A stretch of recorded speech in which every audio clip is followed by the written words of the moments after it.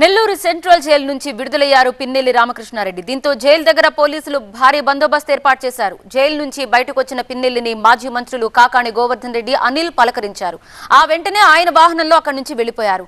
2 కేసుల్లో పిన్నెల్లికి నిన్న బెయిల్ మంజూరు చేసింది ఏపీ హైకోర్టు. కానీ బెయిల్ పత్రాలు అందించడంలో జాప్యం వల్ల నిన్న విడుదల కాలేకపోయారు పిన్నెల్లి.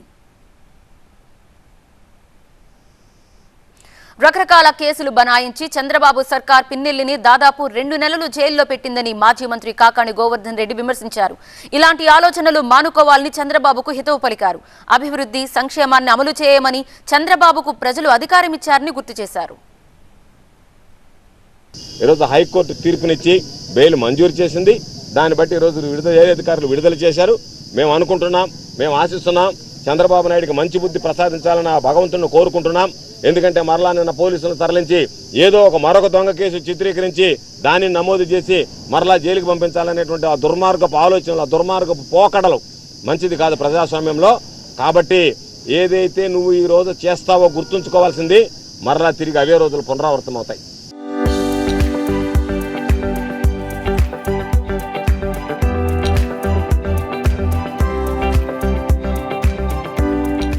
ఎవ్వరు కూడా ప్రజాస్వామ్యంలో ప్రభుత్వాలు ఏర్పడినప్పుడు కక్ష సాధింపులకు పాల్పడాలనేటువంటి ఈరోజు నువ్వు ఆ దినాన్ని కానీ తీసుకొస్తే, అటువంటి దాన్ని కనుక నువ్వు ప్రయత్నం చేస్తే, అటువంటి కార్యక్రమాలను నువ్వు పరిచయం చేస్తే రేపు జరిగేటువంటి దానిలో ఎప్పుడు నీకు సంబంధించినటువంటిది ఎప్పుడు నీకు అధికారం శాశ్వతం కాదు. 2014లో 106 సీట్లతో గెలిచినటువంటి నువ్వు 2019కి వచ్చేటప్పటికి 23 సీట్లకు పరిమితమయ్యావు. బహుశా ఈరోజు చంకలు గుద్దుకుంటున్నావు, నేను 164 సీట్లు గెలిచాను, నాకు ఎదురులేదని. ఈ రోజు నీకు లేకపోవచ్చు. కానీ భవిష్యత్తులో జరిగేటువంటి పరిణామాలకి నువ్వు ఎటువంటి పరిచయం చేసావు, ఎటువంటి ప్రభుత్వాన్ని, ఎటువంటి పాలనని పరిచయం చేసావు అనేటువంటిది ఈరోజు అర్థమవుతుంది. కాబట్టి అటువంటి విధ్వంస పాలనకి ఈరోజు నాంది పలికి దాన్ని ఈరోజు సృష్టించినటువంటి నీకు భవిష్యత్తులో భారీ మూల్యం చెల్లించుకోక తప్పదు.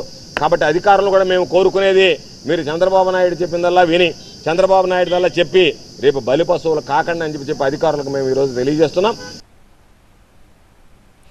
ఇలాంటి పాలన తెచ్చుకున్నామా అని రాష్ట్ర ప్రజలు చంద్రబాబు సర్కార్ని చీకొడుతున్న పరిస్థితి రాష్ట్రంలో ఏర్పడిందని కాకాణి గోవర్ధన్ రెడ్డి అన్నారు.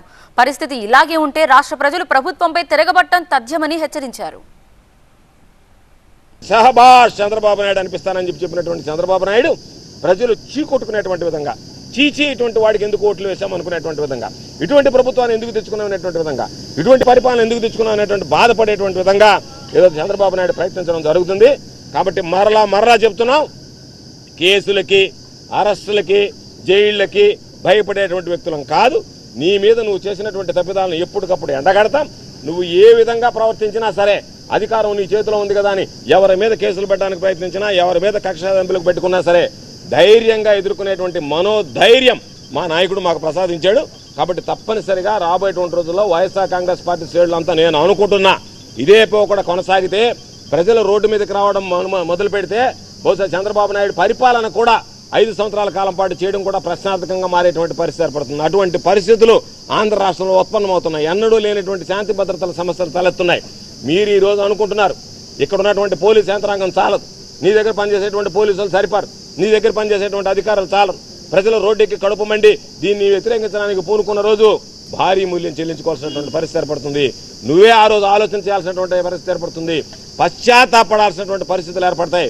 కాబట్టి వీటన్నిటిని గమనించి ఇటువంటి వాటికి స్వస్తి పలికితే మంచిది అని చెప్పి చంద్రబాబు నాయుడు గారికి హితవు చెబుతున్నాం.